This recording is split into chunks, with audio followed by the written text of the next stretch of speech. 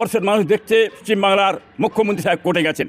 ইতিহাসের বুকে আমার নামটা লেখা থাকবে, একটা বড় লজ্জাজনক কথা। এটা একটা কলঙ্ক। গরিবদের ব্যাপারে কিছু নেই ওতে। ওই বাজেটই হচ্ছে জনবিরোধী।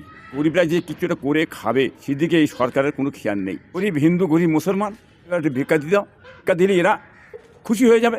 মন্দির যদি ভেঙে ধূলিসাৎ হয়ে যায়, ভারতবর্ষে কি পুজো হবে না? বাবরি মসজিদ ধ্বংস হয়ে গেছে, তাতে কি বয়ে গেছে মুসলমানদের? মুসলমানরা কি ধর্ম করতে পারবে না? মুখ্যমন্ত্রী মমতা ব্যানার্জি সাহেব ঠিক ওইরূপ পুরো খামখেয়ালি, কখন কি করছে না করছে কোনো তালমান নেই। রাজ্য সরকার মসজিদ মন্দির, দিল্লি সরকার পাকিস্তান বাংলাদেশ মুসলমানদের বিভাজন করে আমাদের ঘরে একটা দূরত্ব তৈরি করে দিচ্ছে। ওই বাজেটই হচ্ছে জনবিরোধী, দিশাহীন। গরিবদের ব্যাপারে কিছু নেই ওতে, কিছুই নেই। দেশের মধ্যে যে কর্মসংস্থা কিছু নেই, চাকরিও নেই, তারপরে আপনার কৃষিও নেই, এবং যে গরিবরা যে কিছুটা করে খাবে কি বুঝলেন, সেদিকে এই সরকারের কোনো খেয়াল নেই। সরকার কেবলমাত্র নিজের গদিটা কেউ থাকবে, হ্যাঁ, গদি কী করে বাঁচবে, আমি গদিতে কী করে বসে থাকবো, এই তার চিন্তাভাবনাই সরকারের। আর একটা বড় কথা হচ্ছে, গরিব হিন্দু, গরিব মুসলমান, এদের একটু ভিক্ষা দিয়ে দাও, ভিক্ষা দিলে এরা খুশি হয়ে যাবে। অতএব এই ভিক্ষাটা এরা দেখিয়ে দিয়েছে, এর মধ্যে ফেরে এনারা কার্যকলাপ করতে চাইছে, যার কারণে দুই সরকার আপনার ধর্ম নিয়ে এরা বিভাজন করে বেড়াচ্ছে। উপরন্তু মসজিদ মন্দির কি বলেন, এইটা এদের মুখের ভাষা। বাবরি মসজিদ ধ্বংস হয়ে গেছে, তাতে কি বয়ে গেছে মুসলমানদের? মুসলমানরা কি ধর্ম করতে পারবে না? হ্যাঁ, গোটা ভারতবর্ষে ধর্মের জায়গা পড়ে আছে, যেখানে খুশি ধর্ম করতে পারে, কি বুঝলেন। মন্দির যদি ভেঙে ধূলিসাৎ হয়ে যায়, ভারতবর্ষে কি পুজো হবে না? হ্যাঁ, গোটা ভারতবর্ষেই পুজো হবে, কি বুঝলেন।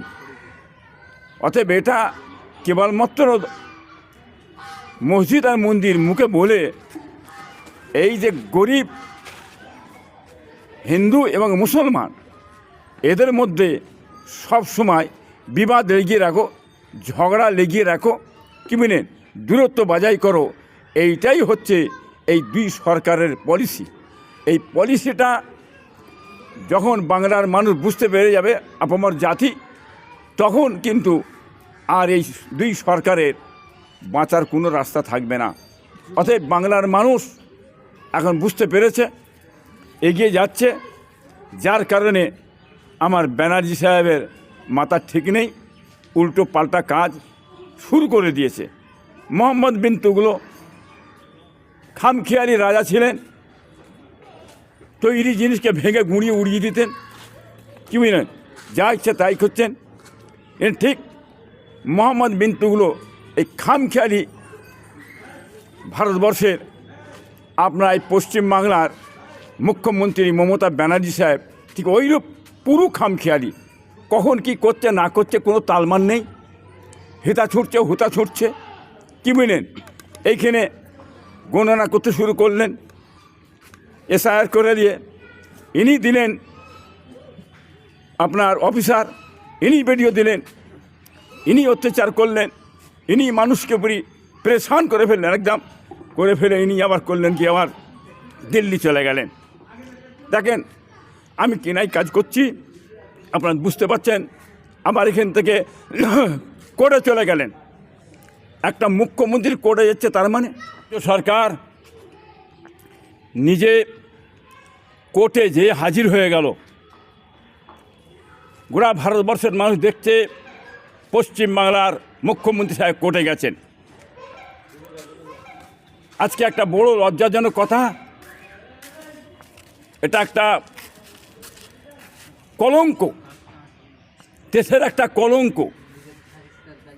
এটা বাংলার মানুষ বুঝতে পারলে, উনি মনে করছেন আমি একটা বিরাট কাজ করছি, যে ইতিহাসের বুকে আমার নামটা লেখা থাকবে।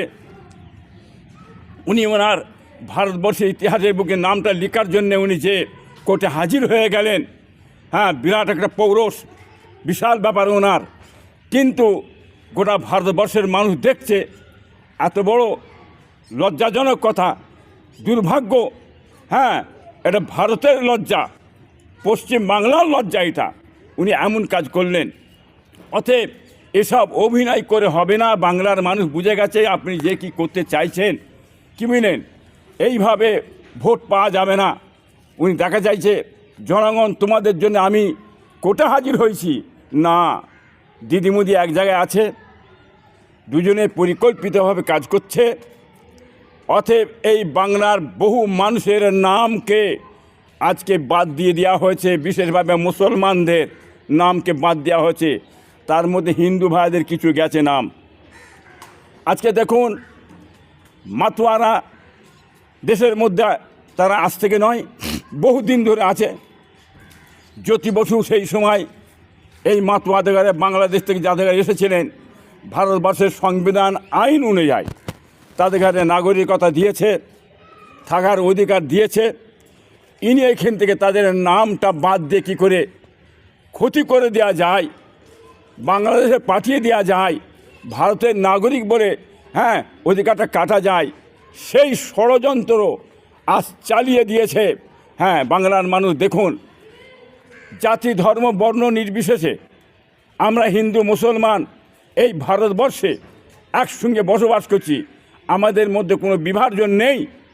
আজকে ইনি এসে এই রাজ্য সরকার, ইনি মসজিদ মন্দির, উনিকে দিল্লি সরকার, পাকিস্তান, হ্যাঁ বাংলাদেশ, কি বলেন মুসলিম, এই করে মুসলমানদের বিভাজন করে আমাদের ঘরে একটা দূরত্ব তৈরি করে দিচ্ছে। কেবলমাত্র এনারা পলিসি খুঁজছে যে হিন্দু গরিব মুসলমান গরিব, এরা সবসময় নিজেরা ঝগড়াঝাঁটি দূরত্ব এর ক্লিয়ার থাকবে, আমরা মাথায় বসে খাবো পিঁধবো বেড়াবো আরামে থাকবো, যা কিছু গদির অধিকার আমরা নিজেরা নিয়ে বেড়াবো, এই চিন্তাভাবনা চলছে।